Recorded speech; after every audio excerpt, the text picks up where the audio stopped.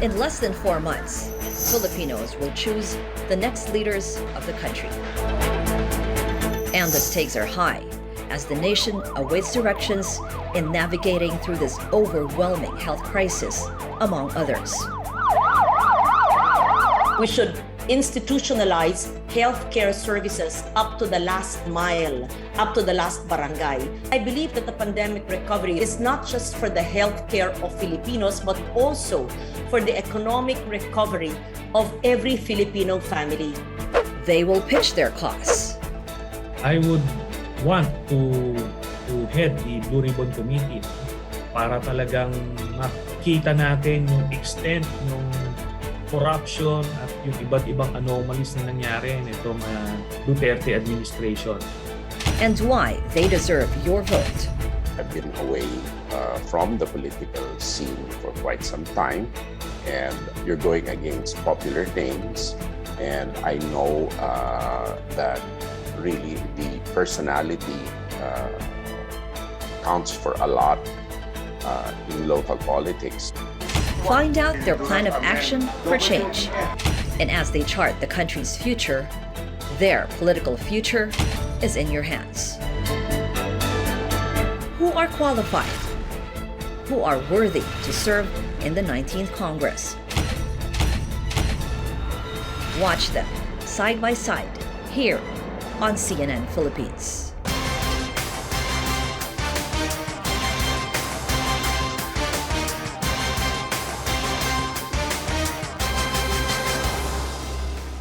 Good evening, I'm Ria Tanjuatco-Trillo and welcome to the CNN Philippines Senatorial Forum, where we get to know some of our aspirants. We'll be asking them questions on issues that matter to most Filipinos.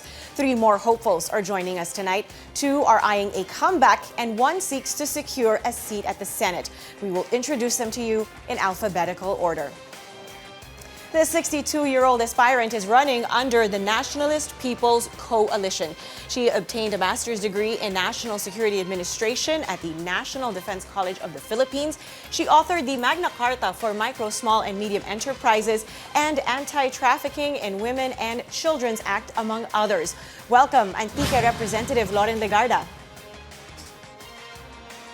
And this 57-year-old senatorial aspirant is running under the People's Reform Party.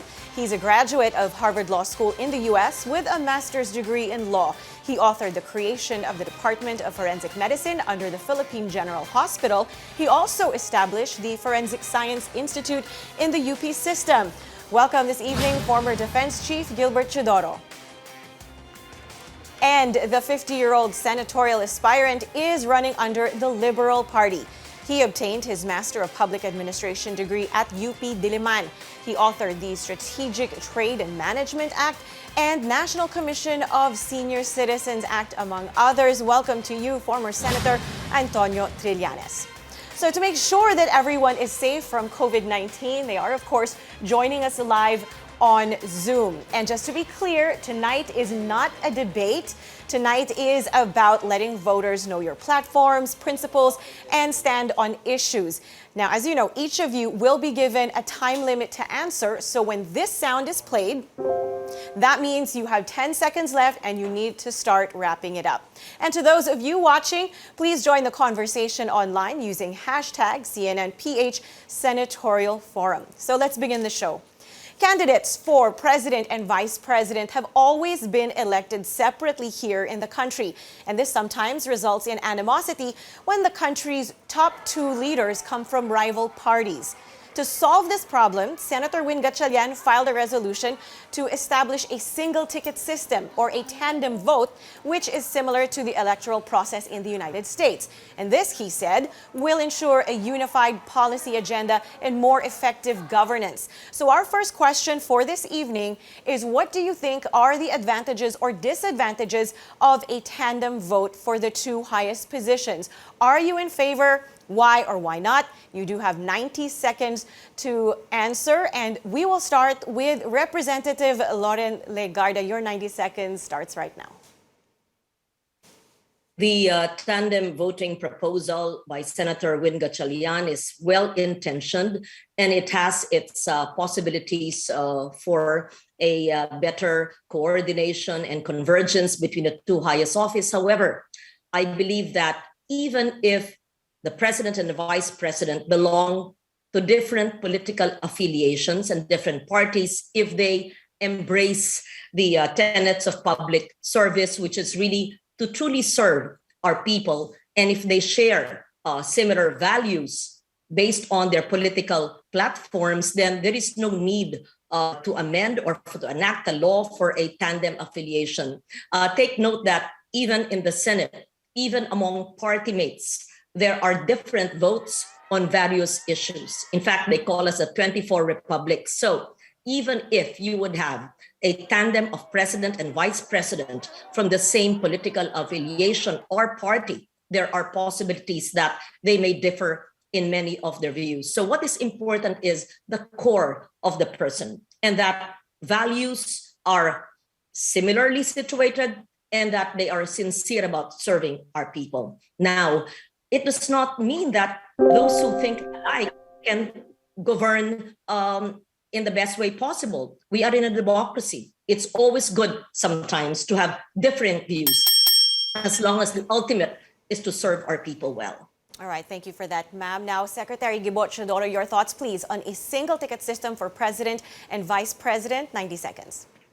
I fully support the intention of Senator Trillanes, but I really think that there is need for a constitutional amendment to really put it in place, and it cannot be probably amended by mere statute. I hope it can, but I think the Constitution should be amended.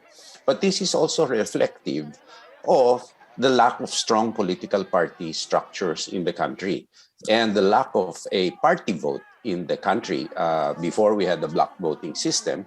And it's also reflective not only in the president and vice president, but also in local politics, where having participated in local politics, and maybe even Senator Loren has experienced this, during election day, you have candidates coming to you complaining of junking of one ticket. So I'm fully supportive because there is a successional element and a synergistic element involved, and it strengthens and it goes to the core of party politics. So the solution perhaps is not merely to have a vote for the president being a vote for the vice president, but also strengthening our political party system so that people vote via bona fide parties and not on personalities solely, although personalities do matter. All right, thank you for that, sir. Senator Trillanes, it's time for your 90 seconds. Your thoughts on a single ticket system for the country's top two positions, please. I am not in favor of the tandem voting or block voting for president and vice president. I believe what worked or what is working in the US right now is because of the strong party system, as mentioned by Secretary Gibo, and that is the primary requisite for block voting. You are actually voting for an ideology, a political party, instead of personalities. Now, absent that strong party system, then you'd still be resorting to voting for personalities. And I believe as a student of public policy, we will have to propose a policy to address a specific problem. I believe having a president and vice president from two different parties is not really a problem. If you remember, during the time of President Noynoy Aquino, he had as vice president Jejo Marbinay, and he was allowed to perform several functions in the cabinet, and we didn't seem to have any problem with that. So I believe there is nothing wrong with the system right now. Those problems being cited are the problems emanating from those running the system inefficiently and corruptly. And besides, we need a direct vote for the vice president so that in case he or she succeeds, he would still have that mandate from the people. All right, thank you, sir. Time now for our second question, and it will be coming from an OFW who sent us this video. Para sa mga tumatakbong senador, paano nyo po mapipigilan ang mga Pilipino na makipagsapalaran at magtrabaho sa ibang bansa. Cindy is one of more than 2 million Filipinos working overseas. She has been working in Abu Dhabi, UAE, for 14 years already. You have 90 seconds to answer Cindy's question. Let's start with you, please, Senator Trillanes. I believe ang ultimate solution po dyan po sa mass exodus ng ating mga skilled workers ay ang lack of employment opportunities dito sa ating bansa. Kaya ang solution dyan ay mag-generate tayo ng trabaho. Si Vice President Leni Robredo po, kung siya po ang papalarin maging presidente ng Pilipinas, meron po siyang piniprepare, inihain na isang stimulus package or post-COVID economic recovery program na ito ay maglilikha ng trabaho sa ating mamamayan. So aside sa government-generated job opportunities, meron din po siyang mga subsidiya sa micro, small, and medium enterprises na ito naman ay ibibigay para magkaroon ng employment, no, from this sector. Then ultimately, kailangan po suportahan din yung mga sektor na naapektuhan itong COVID like the tourism sector, the agriculture sector, at iba pa, no? At yan, mga labor-intensive na mga sectors po yan. Then, ultimately, ang kagaya nung panahon po ni President Aquino, nagdagsaan po ang foreign and domestic investments sa ating bansa dahil nagkaroon sila ng kumpiyansa at tiwala dun sa sitting administration. Pagka nakita nila ito ay kumakatawan ng good governance, so magtitiwala sila mag-invest at mag-create ng jobs. All right, Representative Loren Legarda, how can you prevent Filipinos from seeking better opportunities abroad? Bilang principal sponsor at author po ng Magna Carta for Micro, Small at Medium Enterprises sa aking pangalawang termino ng 2007 at napondohan po natin through the government programs of MSME support. At bilang principal author po ng Barangay Skills and Training Act na pinapatupad po ng TESDA, kung itong mga batas po ito ay maigting na ipapatupad at mapapondohan ng husto sa ating annual budget, marami po sa ating mga umuwi na o gustong umuwi na overseas Filipinos ay makakahanap po ng trabaho o makakabigay po ng entrepreneurship programs po para sa kanila. Pangatlo po, yung aking unang batas na ginawa sa aking unang terminong PESO Law, Public Employment Service Office. Ngayon po pinapaigting ko para po barangay-based Employment and Entrepreneurship Office para po ang job facilitation at matching ay mas malapit, hindi na kailangan pumunta sa poblasyon. Gaya po ng ginawa natin sa Antique na sa pag-provide po ng pangkabuhayan packages po para sa ating mga mahihirap na pamilya, iba pong mga sakada na nagtatrabaho po sa Negros ay umuwi na po sa Antique at nagkaroon po ng kabuhayan. Ganon din po sa ating mga overseas Filipinos. MSME Law, Barangay Kabuhayan Law, PESO Act. These laws are in place. We need to provide adequate support and funding and have oversight in the effective implementation of these laws. Thank you for that, ma'am. Secretary Teodoro, it's your 90 seconds. What can you do to encourage Filipino workers to stay in the country? Hindi po natin maaawat ang ating mga kababayan na maghanap ng mas mabuting pamumuhay at hindi makatarungan yan kung ito'y mahahanap nila sa ibang mga lugar. Kaya kailangan po, ano po ang kailangan natin gawin? Ang pinakamalaking balakid po sa capital formation na yan ay nagge-generate ng trabaho at oportunidad ay ease of doing business. Unang-una, padaliin natin ang ating mga proseso upang sa ganoon makatatag at makasustain ng negosyo dito.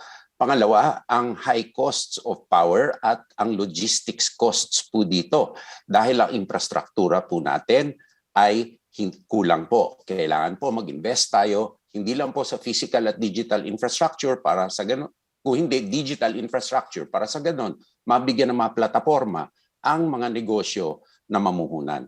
Thirdly po, ay ang local capacity building, lalong-lalo na sa disaster risk reduction.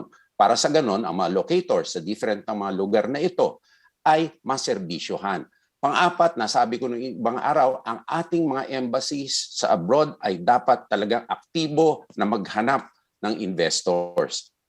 Doon sa abroad, dito naman sa lokal ang ating DTI. Kailangan po nakikipagkompetensya tayo sa mga ibang mga bansa na naghahanap din ng investors. Ito po ay konti lang na sa mga programa na kailangan gawin. This is a holistic problem and must be solved holistically. All right. Now, before we go on a break, here is a question that is answerable by yes or no. No explanations are needed for this, and you have two signboards. So all you need to do is use the green one if you agree or the red if you don't. The World Bank said the delay in education is among the effects of the pandemic that will have long-term impact on growth. Our education department admits the blended learning system posed some difficulties, especially in the K-12 program. The House of Representatives even passed a resolution to give K-12 students an automatic passing mark as some form of scholastic leniency. So this is our question. Do you favor fast-tracking the educational process by skipping the K-12 program only for a few years to catch up on the delay? So please show up your signboards. Okay, that is a no from former Senator Trillanes, Representative Legarda, and from former Secretary Gilbert Teodoro. No for all three of you. Thank you very much for that. Now, this is a CNN Philippines presentation. We'll get to know more about our senatorial aspirants after the break.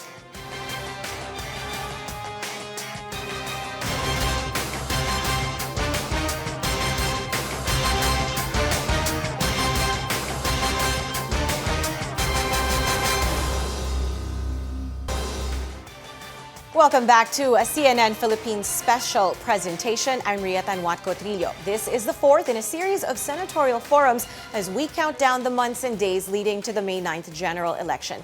And joining us are Antique Representative Loren Legarda, former Defense Secretary Gilbert Teodoro, and former Senator Sonny Trillanes. They will respond to questions on issues that matter to most Filipinos. So again, a reminder, we're not having a debate today. This forum will allow the public to know more about our senatorial aspirants and their stand on certain issues. To our audience, of course, please feel free to join the conversation online using the hashtag CNNPH Senatorial Forum. Okay, so I hope you are ready. Once again, this is your next question. Despite a maritime dispute, the Philippines and China signed a memorandum of understanding for a possible joint oil and gas exploration in the West Philippine Sea. Critics were quick to call out the government over concerns on sovereignty and sovereign rights. A scheduled meeting last year between Philippine and Chinese officials about the joint exploration was postponed due to the health crisis. So here's the question. Should the country proceed with the proposed oil exploration with China in the West Philippine Sea? Again, you have 90 seconds to answer. Let's hear first from Secretary Gilbert Teodoro.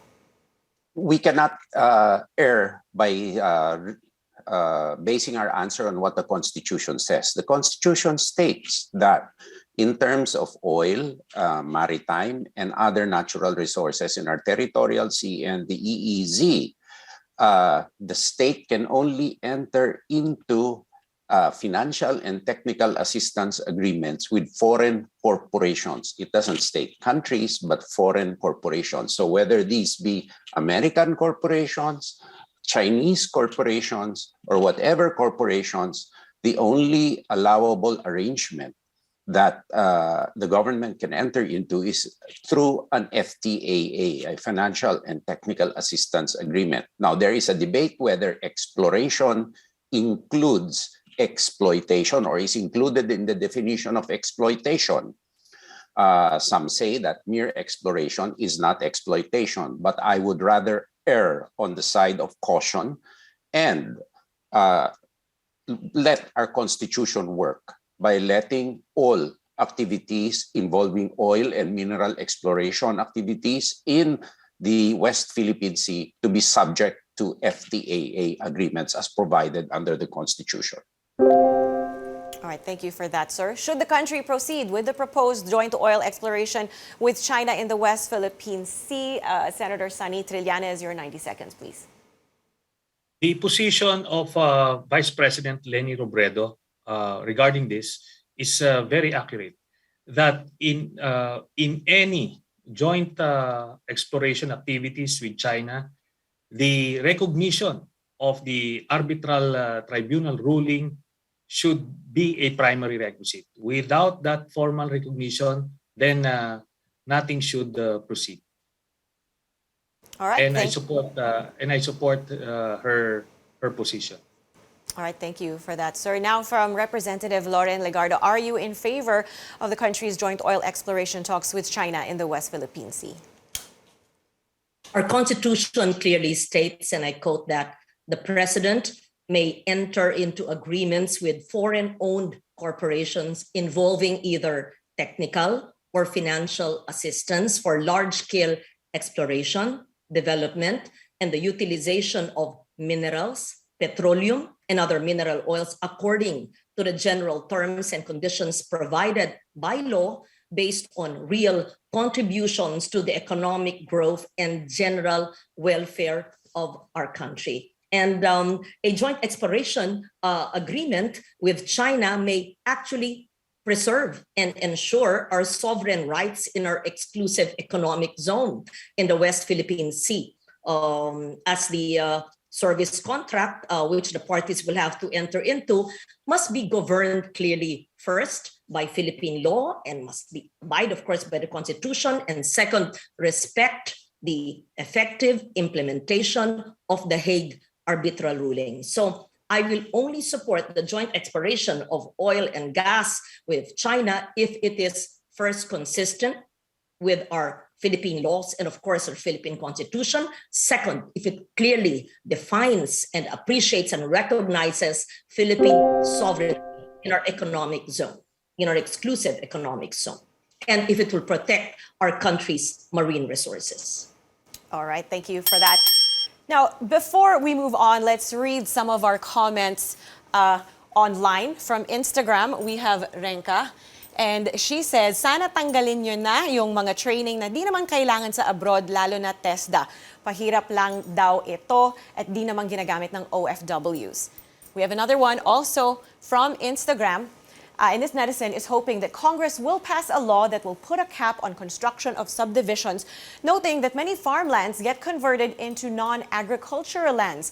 Kung hindi man, magdagdag na lang daw sana ng pabahay. And we have one last one. This one is from Facebook, from Gradner Vidal. He's saying, wala raw unity sa Senado at puro awayan. Kaya raw laging nasa listahan ng bansang kurakot ang Pilipinas. All right, before we go on a break, here is another question answerable by yes or no. Again, you don't need to explain your answer. All you need to do is use the green signboard if you agree, or the red one if you don't. 3 months to go before the May 9 general elections, several groups and media organizations are organizing presidential and vice presidential debates, forums, and interviews. The COMELEC is also having its own debates. The poll body is urging aspirants for the country's top 2 posts to commit to participate in them. The question, should aspirants for the country's top 2 positions commit to participate in debates and forums, yes or no?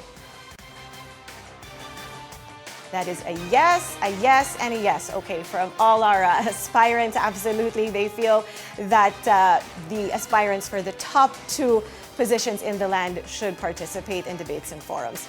This is a CNN Philippines special presentation, and we are live on free-to-air TV and on cable, as well as on Facebook at CNN Philippines. We'll be back after this break.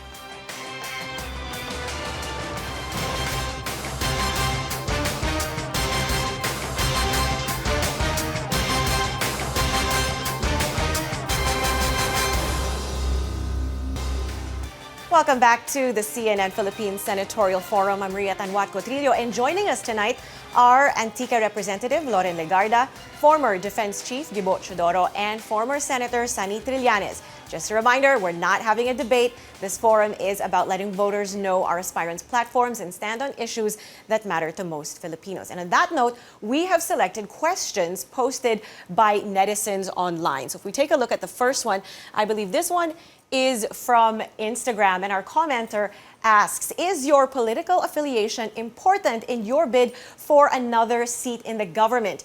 If yes, why? If not, then why not run independently? Let's start with you, Senator Trillanes. Your 90 seconds begins now. Yes, my political affiliation is very important is in fact essential in my bid for the Senate. Now, let me just qualify. The political affiliations right now, in the absence of a strong party system, it's all about shared values. So yung pagtitipon-tipon ng iba't ibang sangay or iba't ibang sektor gaya ng opposition, ito ay nagsama-sama dahil meron kayong common stand or may alignment kayo sa mga gusto nyong hangarin para sa ating bayan. So yung aking pag-align po sa kandidatura ni Vice President Leni Robredo is critical kasi kumakatawan ito nung mga aspirations ng natin para sa bayan ay kinakatawan niya, no? At kung iba ang aming sasalihan o sasamahan, kumakatawan din 'yon doon sa kandidato na 'yon. Kaya in this particular elections, lalong-lalo na, maliwanag yung guhit kung sino ang may magandang hangarin para sa ating bayan at kung sino yung walang plano para ikaunlad ng ating bayan, kundi para lang personal redemption or para magkaroon ng kapangyarihan. All right, thank you for that, sir. Representative Loren Legarda, is your political affiliation important in your bid for a seat in the government? If yes, why? If not, then why not run independently? Of course, political affiliation is important, but I guess before political affiliation and political parties is the platform of the person running, whether you're running for a local post, for a senatorial post, or for the presidency or vice presidency. Public policy problems and solutions are often very complex. And as I said, even in the Senate, even those belonging to the same political party oftentimes vote on different sides on some issues. And so what is most important is the ideology, the platform on which you stand, where you stand on these issues. And most often, the voters do not perhaps have the time to see it or the energy to research on the intricacies of every issue. So it is important that whether you belong to a political platform, political party, but to ask each candidate where he or she stands on the most controversial and important issues, on the issue of the planetary emergency, for example, on the issue of climate crisis, for example, on the issue of death penalty, on the issue of divorce. These are issues which can even divide people on the same political affiliation. And so what is most important is the ideology, the platform on which each candidate stands. All right, thank you for that, ma'am. Now, Secretary Teodoro, 90 seconds. Is your political affiliation important in your bid for a seat in the government? If yes, why? If not, then why not run independently? My political affiliation is definitely important in my bid to run for the Senate because my 7 pillars and my agenda needs synergy and a majority, not only in the legislature, but down to the local governments and the national level. And we have to have that synergy or team affiliations in order to move forward and to have the continuity required in positive projects and in projects that are are cost effective, especially at this time that we are facing a complex crisis. You have a health crisis and you have a reconstruction crisis, particularly in the Central Visayas. And you still have to fill in gaps in infrastructure, gaps in governance, and a lot of gaps. So if you cannot generate that kind of synergy, then governance and progress of the Philippines will be very difficult to achieve. That's what I learned in the private sector, that the team spirit and the synergy is really important, particularly if you have a defined agenda that you want to convince people who are allied with you to adopt. All right, thank you for that. Your next question is also posted on Instagram. This is from Trina Tabera, and she asks, what is your platform for persons with disabilities or special children? It is so costly to raise a special child, and that would include therapy sessions and special education. She says there's not enough or no support at all from the government. You have 90 seconds to answer. We'll begin with you, Secretary Gilbert Teodoro. Firstly, the most important are the first points of contact with people in our society. That is capacity building in local governments. With the Mandanas ruling, that may help, but still, we have to make sure that in the face of retentions by national government agencies of funds, these funds are truly downloaded to the LGUs. Because for the simple point of access alone of people with disabilities to structures, these require capital outlays, which, if not downloaded to the first points of contact, then the implementation will be shoddy. Then you go to care, special care, SPED needs of children who are particularly vulnerable. This is primarily a local government initiative, and so full devolution of what is provided for in the local government code and enhancements, therefore, are necessary. And that, to me, is the important role of the Senate in making sure, also by using its oversight functions, that these funds are properly used, because there are funds for these, not only in the IRAs of the LGUs, but also in the DSWD and DepEd. All right, thank you, sir. Senator Sunny Trillanes, 90 seconds. What is your platform for PWDs and special children? I was one of the authors of the Magna Carta for disabled persons. And I intend to expand this further to make sure that there would be an affirmative action in terms of employment of persons with disabilities within the public sector. We will increase their quota so that more persons with disabilities would get employed. And also, as for the concerns for the special needs children, then we need to expand the special education program of DepEd. And this is now existing, but not in all areas. So we need to expand that to be more accessible to more people. And the special education provided for by DepEd is free. So that would be a big help to the parents of special needs children. All right. Lastly, Representative Loren Legarda, what is your platform, ma'am, for PWDs and special children? It's very close to my heart. I principally authored the Magna Carta for persons with disability, and this is Republic Act number 11228. It provides mandatory field health coverage to all persons with disabilities and provides special benefit packages for their health and their development needs. And I also co-authored the Filipino Sign Language Act, that's Republic Act number 11106, and it mandated the use of Filipino Sign Language among our deaf employees in civil service and in government workplaces. And it provides for the provision for free provision of Filipino Sign Language interpreters in all our health facilities. I hope that this is being implemented and funded as well. Even FSL in broadcast media and even in court hearings. And this would include deaf parties and other inclusive provisions for the deaf. There are many challenges faced by our persons with disabilities. In fact, I am proud to say that one of my most talented staff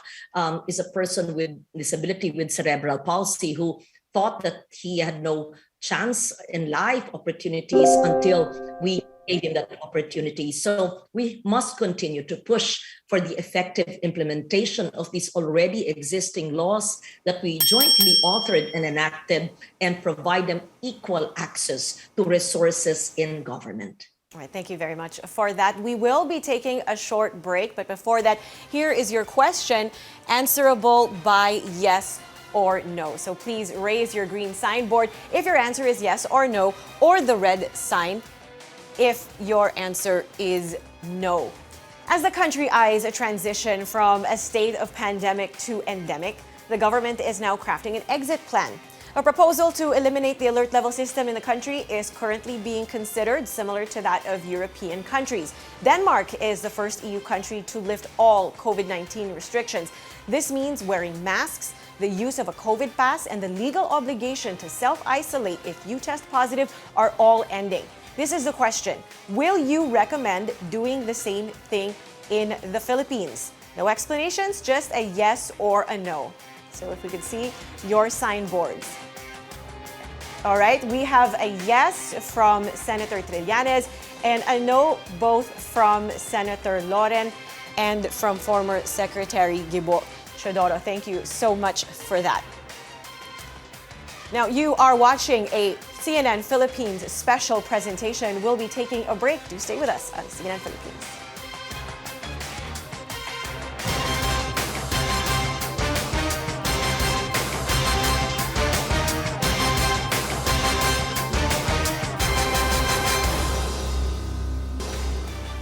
Welcome back to the CNN Philippines Senatorial Forum, where we get to know our senatorial aspirants. Deputy Speaker and Antique Representative Loren Legarda, former Defense Secretary Gilbert Teodoro, and former Senator Sonny Trillanes. Earlier, you answered questions on various issues concerning most Filipinos.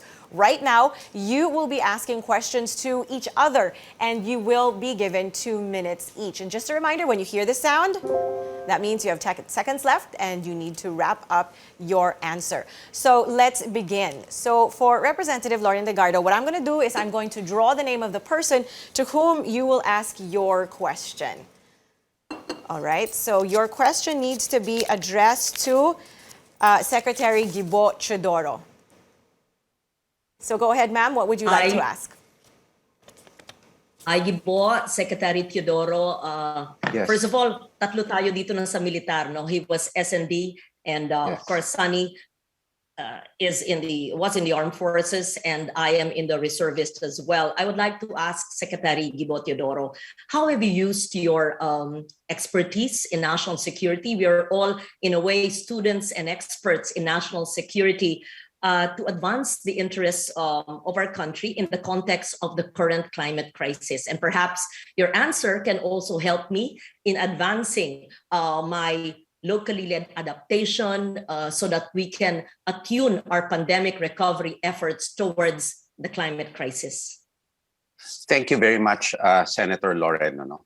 In addressing the climate crisis, which is really multidimensional, number one is really strict and honest-to-goodness disaster risk reduction strategies, not only on the national level, but for the local level. And synergy between the local and the national in case the local government units cannot respond and cannot react. We've also had destructions that give also the opportunity for these areas to rebuild properly in areas which are free from risk. Now, let's talk also about climate change and the connection between climate change and renewables.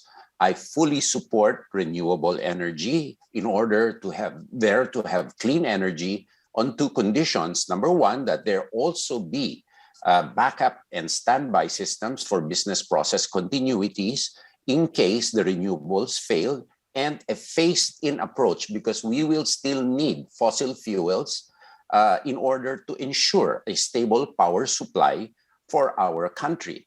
Lastly, we have to tailor-make our climate change strategy in Philippine conditions and not have first world standards, which will only perhaps bring more hardship in compliance to our people who really need affordable access to energy and safe and secure structures. Our country is made up of 7,000 islands with different conditions. Therefore, also, the local governments should play a lead role.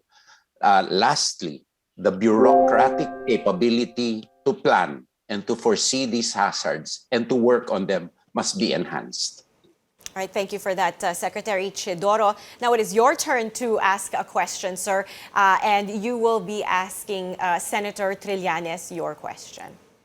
My question is simple, and it was intended for both. What, if any, do you think should be changed in our Constitution? Well, first, we need to change and remove that provision in the Constitution that requires the senior military officials that requires them to be subjected to the commission on appointments. This provision has detrimental effects to the AFP. It politicized some military officers and compromised their positions and stands in some of their areas. So we need to take that out. However, the mode of changing the constitution should be the retail type of amendments wherein only specific provisions would be presented to the people through a plebiscite instead of the wholesale amendments or revision of the Constitution. We need to just give the people one proposed amendment at a time so that these proposed amendments would be exhausted clearly and articulated by both sides of the proponents. So that is my proposed amendments to the Constitution. All right, thank you for that, sir. Senator Trillanes, it is your turn to ask a question, this time to Deputy Speaker Legarda. Your 2 minutes. Okay. Go ahead, Senator Trillanes, for your question. Okay, Ma'am Loren, as the Philippines' foremost advocate on the environment, what would be your legislative agenda on this global issue once you win in these coming elections? Best question. First, in charting our economic aspect of our country, GDP and GNP, have we actually put in our natural resources accounting? I have a pending bill, which I hope Senator Gibo, and Senator Trillanes can co-author the PENCAS bill, the Philippine Environment Natural Capital Accounting System.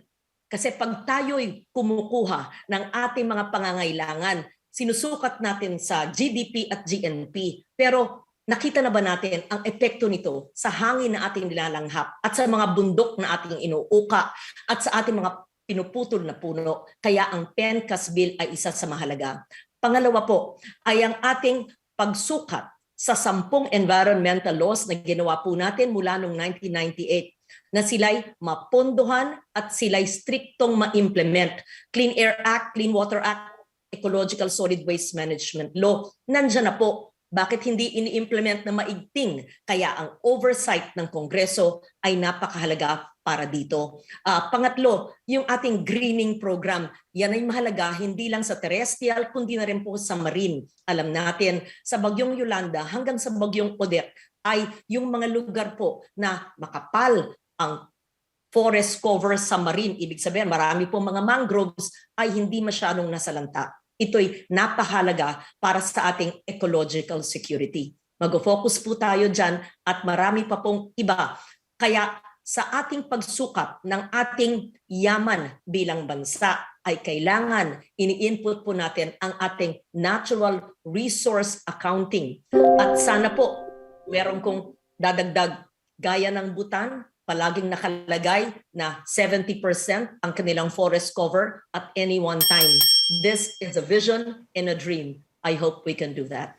All right, thank you, ma'am. Moving on now to our next question. For this one, you will all be given 2 minutes to answer.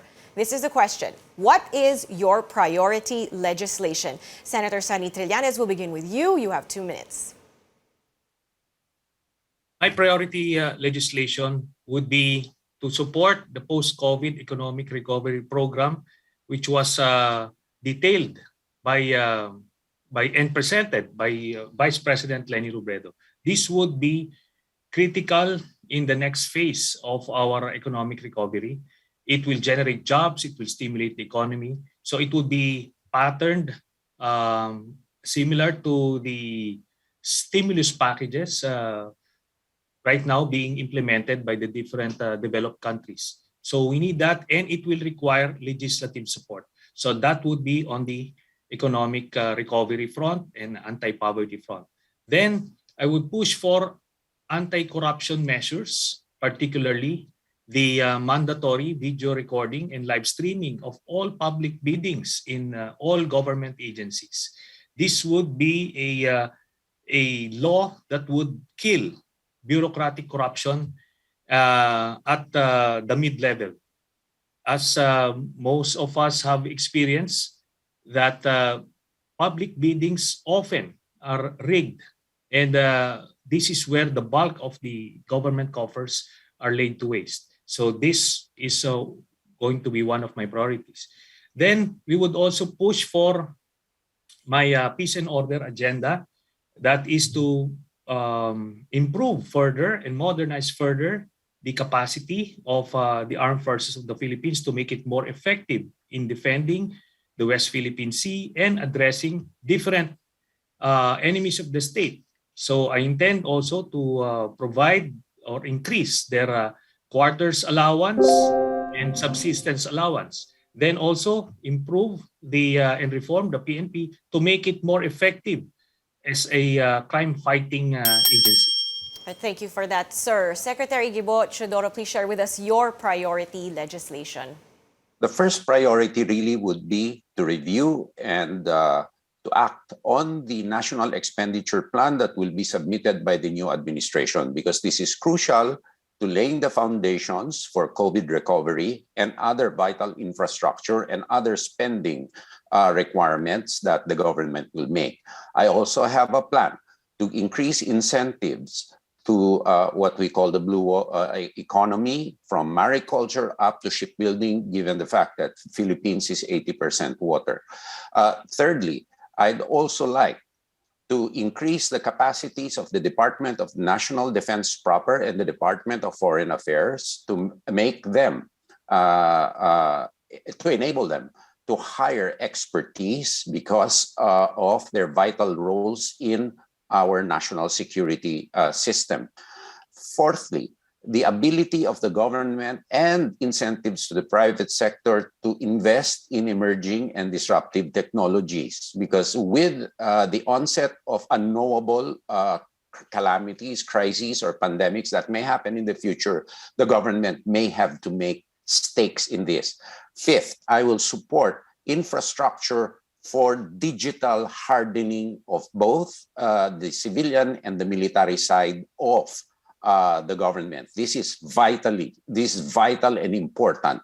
And the worst act of terrorism can be the sabotaging or ransomware of government information systems, particularly when the data privacy of our citizens may be involved. These are some of the legislative priorities that I have. All right, thank you, sir.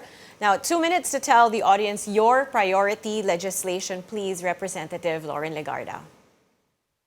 Thank you. I will refile the One Tablet, One Student Act. This 2-year pandemic has shown us how difficult it is for the education sector. 26 million DepEd learners enrolled do not have access to their own gadget or tablet. 1.6 million young students in state universities and college do not have their own gadget or tablet. It will only take 80 billion from our 5.04 trillion budget. As former chair of the Senate Committee on Finance, I know kaya natin mapondohan. Ito'y lifeline ng ating mga kabataan sa mga maralitang pamilya na magkaroon ng sariling gadget para makapag-aral online, hybrid, or maski face-to-face. Pangalawa, yung Magna Carta para sa ating public school teachers, pati na sa mga pribadong sektor. Ang tagal ko na po na-file mula pa sa Senado noon, sa House ulit, i-refile ko na muli para ang entry po nilang salary grade ay maitaas na finally. Pangatlo, importante, ang ating green pandemic recovery. We cannot go back to business as usual or to the old normal. It cannot even be just a new norm. It has to be the better normal. Meron akong better normal bill na mandate po ng green pandemic recovery, which will also include locally led climate change adaptation. I would like to see a pandemic recovery budget na nakasaad po ito. Ito'y attuned at mainstream ang climate change adaptation. Dahil ang twin crisis na ating kinakaharap, ang pandemic ng COVID-19, at ito'y dadami at mag-e-evolve ng iba-ibang variants, endemic na nga ngayon. Pangalawa, hindi tayo tatantanan ng ating mga more than 20 typhoons. Kaya dapat ang tahak na landas natin ay climate crisis at ang ating COVID-19 pandemic recovery and to institutionalize all the MSME laws in every government department into one law so that it is institutionalized in our national budgetary process. All right, thank you, ma'am. And we are down to our last question. This one, again, is answerable by a simple yes or no. Please take out your signboards. Use the green one if you agree or the red one if you don't. Here is your question. In the next Congress, will you give ABS-CBN a new franchise? So if we can see your signboards, that is a yes from former Senator Trillanes. And we are waiting for the answers from former Secretary Teodoro and Representative Legarda. It depends on the because bill. the question, I'm sorry, kasi it was already, the frequency was already purchased or bought by another group, right? So how is that question? All right, Yeah, but it depends on the bill. the franchise, ma'am, not the frequency, the franchise. The If franchise, the terms yes. of the franchise that come up to us are fair, then fine. All right. Yes. So With is that that all right? So qualification. that is a yes from all three aspirants: Senator Trillanes, Congresswoman Legarda, and former Secretary Gilbert Teodoro. Thank you very much for your time this evening. We do appreciate it. And this has been a CNN Philippines special presentation. I'm Ria Tanjuatco-Trillo. Thank you for joining us. We'll see you next week with another set of senatorial aspirants.